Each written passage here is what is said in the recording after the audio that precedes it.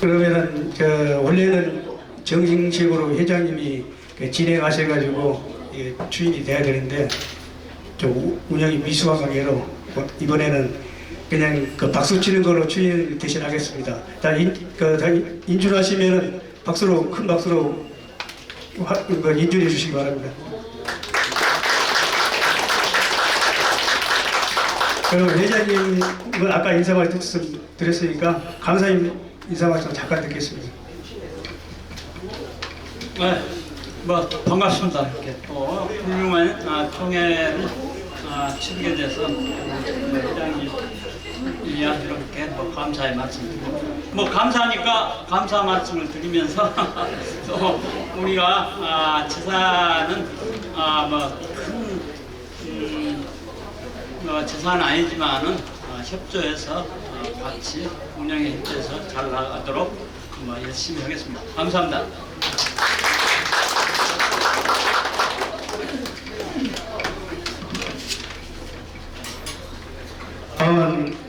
18대 임원 소개를 드리려고 했는데 시간이 너무 많이 지체돼가지고 유임으로 참석하시고 순서를 넘겨가지고 문정공 설재 정가식 선생 행장일에서 정광훈 회장님께서 설명드리겠습니다. 예, 안녕하십니까. 설재장학회 이사장 정광훈입니다. 내년이 문정공 할아버지 탄인데요. 과정에서 늘 하시겠지만 저희도 저희 아버님 시도예배에게 아버님의 이 마이크가 왜 왔다 갔다 이런 걸 늘 이야기하면서 영상도 같이 보면서 더 추모를 하고 그럽니다.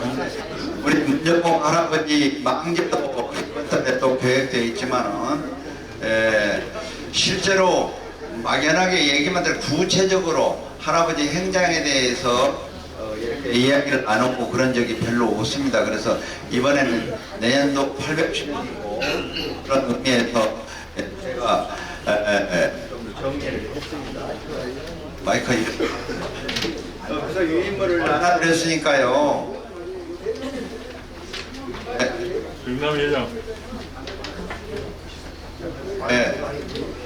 마이크란다 유인물을 나눠서 참조해 주시기 바랍니다. 근데 이 자료는 인터넷 보여도 쭉 나와 있습니다. 그래서 신장 어르신이 쓰셨는데요. 이 문정공 할아버지의 행장을 신장 어르신이 쓰셨는데 신장 어르신은 누구냐 하면은 문정공의 증손녀, 그러니까 유자 할아버지의 따님이 신장 어르신의 배이가 되셨어요. 배이가 되셔서 그러니까 그 아드님이 신숙주예요. 안숙주 그렇게 형제들이 쭉 있으신데 결국엔 신숙주 애갓집이 이제 우리 날정과 문정이 되는 거죠. 그래서 이 어르신은 신장 선생은 문종 임금의 세자, 그러니까 세자 시절에 세자 사승도 하셨고 그래서 유명한 당대 최고의 학자셨죠. 그래서 문정공 할아버지의 행장을 이렇게 쓰셨습니다.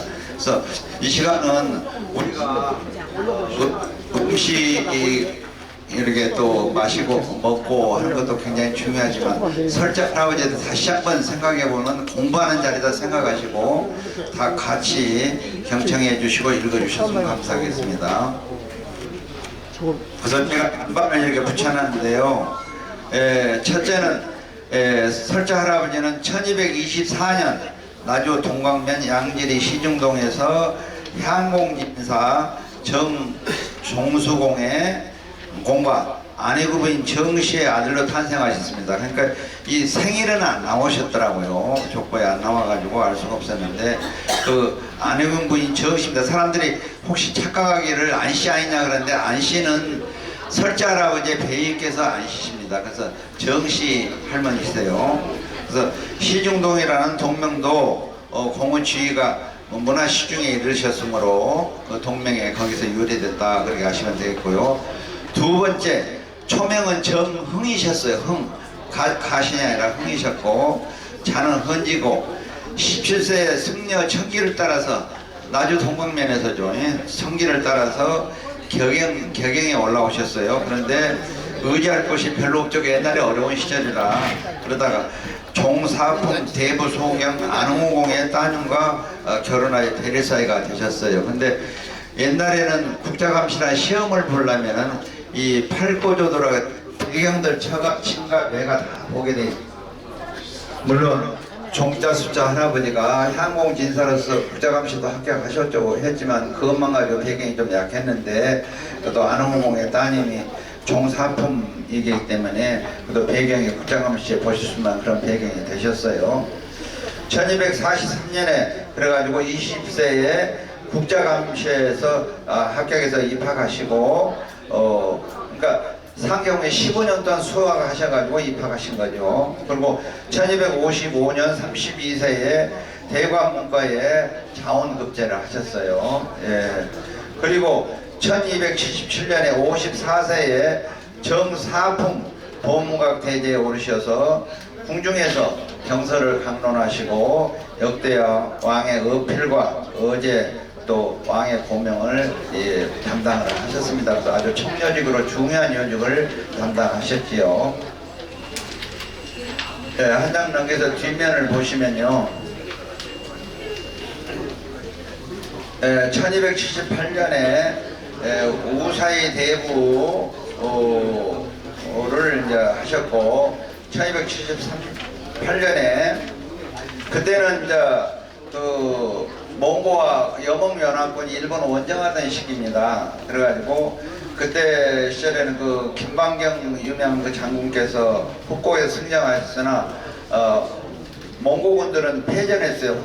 근데 이 홍다구라는 사람 이름이 나오는데 홍다구 할아버지하고 아버지가 의주에서 옛날에 수령을 온 것도 있었습니다. 그런데 1218년에 몽고군이 올 때에 자기 할아버지는 문을 열어주고 안내를 해주고 그런 사람이고 또 아버지는 1231년에 1차 몽고 침입에 할 때에 그때 오히려 앞장서서 조선 사람들을 막 박해하고 같이 싸우고 고려군과 싸웠었어요. 고려군과 싸웠던 그런 인물이에요. 그래가지고 나중에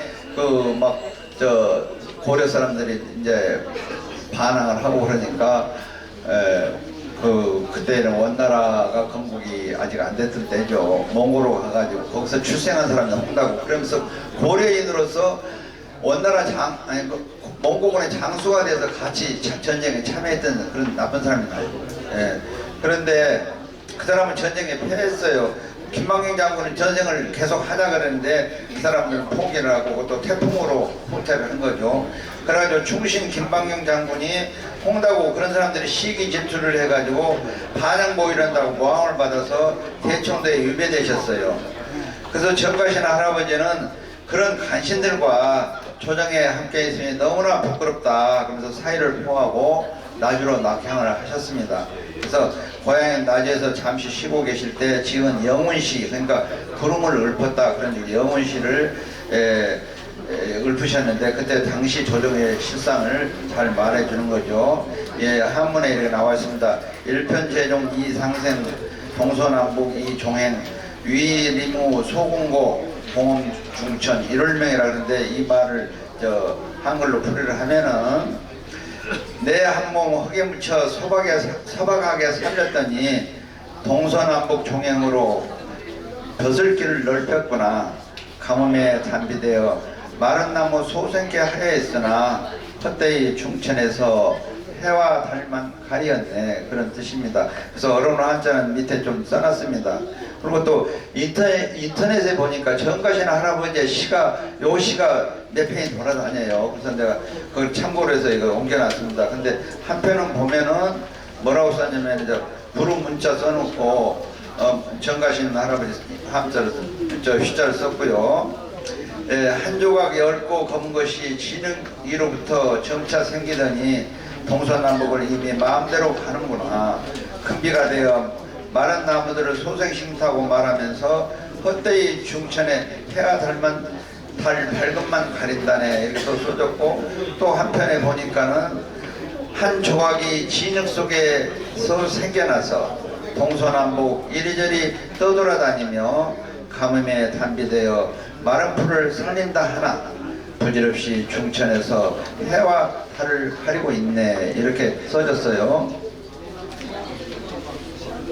뒷편 한 장 남겨주시면은요. 그래서 이 시가 상당히 또 의미 있게 현대 사람들한테 읽혀지는 것 같아요. 위의 시는 하늘 떠도는 한 조각 구름을 의인화하고 이를 세간의 시기에 빗대어서 표현한 듯하다. 세상 사람들이 나름대로 명분을 내세워 큰 소리를 치지만 사실은 거창한 명분과는 달리 그 폐해가 크다는 사실을 시인은 노래하고 있다. 정가신 할아버지는 노래하고 있다. 그리고 요새 뭐 정치판하고 비슷한 것 같아요. 사람이 하는 일들 중에서 그 명과 실이 서로 조화를 이루어 성취해 간다는 것은 인간 사회에서 그리 쉽지만은 일은 아닌가 하는 생각을 해보게 된다라고 쓰여 있습니다. 다음에 1279년 56세에 나주로 낙향하신 문종화 할아버지께 왕이 사신을 보내서 위로하시고 다시 복직하라, 그래서 비서인에 복직이 되셨습니다. 그래서 과거를 또 관장하는 고시관인 지공거로서 시부과 30일인 명관과 30인 국자시 2인 65명을 선발하셨습니다. 그래서 그 새로운 인재들을 발굴하셔서 정말 그 유구의 덕시왕도를 이루기 위해서 많이 힘쓰셨습니다. 1280년 57세에 왕명으로 민생고를 해결하기 위해 지방장관 절도사로 임명받아 권세가의 뇌물 사건을 엄단하시어 백성들로부터 명신이라고 칭송이 자자하였습니다. 같은 해에 왕으로부터 가위 인신이라고 하여 초명은 흥이었는데 가신으로 사명 임금께서 내려주셨습니다. 이 내용들이 그 동료 여러 그 명현들이 사명을 축하한 시를 동문선에 올라가 있습니다. 그 동문선은 뭐냐 하면은 제가의 신문집으로 정편은 조선 성종 때 서거정에게 명하여 편찬한 것으로 신라로부터 조선에 이르는 동안의 것을 모으게 한 것이며 속편은 정평 발행 후 40여 년의 것을 모으게 한 것으로 중종 때 왕명에 가여 신용계가 편찬한 것입니다. 그러니까 유명한 고대 명현들의 시를 이렇게 동문선에 올라와 있는데 그 중에 할아버지 시가 이렇게 올라와 있다는 얘기입니다. 가신이라고 사명 받은 그 내용에 대해서 축하하는 시가. 그래서 여기 시 내용을 보면은 한문은 생략하겠습니다. 어진 성부는 어진 재상을 알아보고 친히 이름을 고쳐주셨네. 달과 같이 깨끗하고 가을 강물처럼 맑은 물에 때 묻은 묵은 거울을 닦아서 밝게 했네. 천금도 잎처럼 가벼이 여기는데 한자가 무겁기를 비길 데가 없네. 원컨대 그대에게 이 은혜가 오래 머물러 대대손손 이 영화가 드러나리. 이렇게 동료 명현들이 읊어주셨습니다.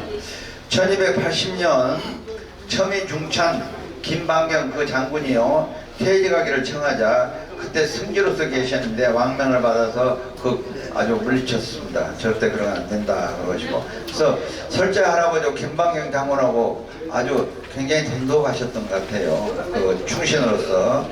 1284년 61세에 밀지각서에 관한 일을 담당하며 원나라에 다녀오셨습니다. 1287년 64세에 경상도 암연사로 파견되었다가 지금이 감사원장에 임명되셨습니다. 뒤로 한 장 넘겨보겠습니다. 1288년 65세에 판밀지 사사로서 국별 경호와 군사기밀 관리를 하셨습니다. 1290년에 66세에 과거를 관장한 고시관인 직원으로서 문과에 30일은 급제자 선발하셨습니다.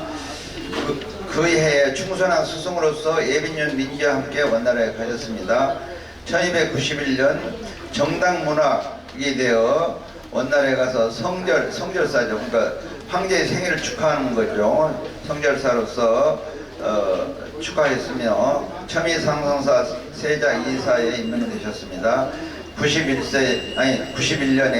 91년에 67세에 세자 이사에 임명되어 원세조를 아련할 때에 낙차저우 아래에 대한 멋진 시를 지어 칭송을 받으시고 많은 하사품을 받으셨습니다.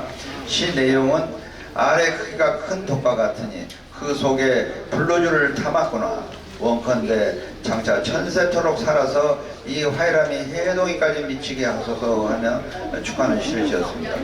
세자가 외할아버지인 원나라 세조를 만날 때에 공을 각별히 예우하여 세자와 함께 수행하도록 하였으며 원세조는 선생의 성품과 깊은 학문에 감탄하였습니다. 세자가 외할아버지인 원나라 세조라고 그러는데요. 원나라 세조는 쿠빌라이 칸입니다. 그 원나라를 세운 임금 황제죠. 근데 거기 딸을 제국대장공주가